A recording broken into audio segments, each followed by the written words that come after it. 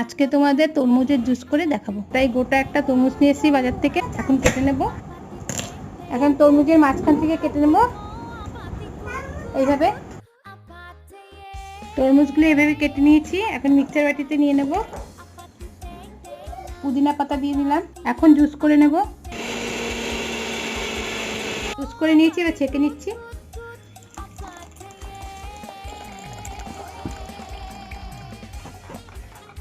ফেলে দেবো। জুসটা ছেঁকে নিয়েছি, এখন নুন দিয়ে দেবো, বেট নুন। লেবুর রস দিয়ে দেবো। একটা গ্লাস নিয়ে নিয়েছি, এখন ওটাকে মিক্স করে নেব।